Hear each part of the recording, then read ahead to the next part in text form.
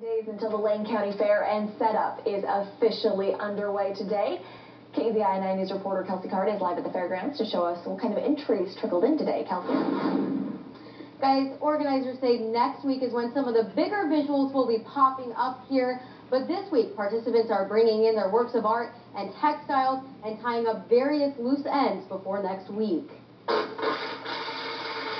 This is sort of a labor of love. We work on this all year round, and today is really the day that we start to see all the pieces fall into place, tie up the loose ends. County fairs are centered around the animal entries, but here at the Lane County Fairgrounds, you can also check out an art exhibit loaded with local art and textiles. The kids' art, the youth, that's my baby. Harriet Mayberry, art coordinator of 20 years, says she's seen pieces by children as young as 2 years old. And I've always said if they can draw a line on a piece of paper, they can enter it.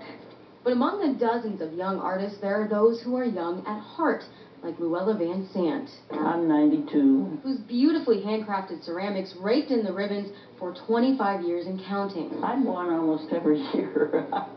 And for Van Sant, a love for labor is what keeps her going. Kind of a tedious art for a lot of people because you has to be fired in a kiln 3 or 4 times before it's really finished. The fair's marketing director, Rachel Bivens, says the spirit of the young participants and the experience of the veterans like Van Sant help make the fair go round. We have a lot of people who are very loyal to the fair and bring their items every year, and we love having them here. It reaches a lot of people. It really does. And I get little notes and things even sometimes, you know, and they appreciate it. It's fun.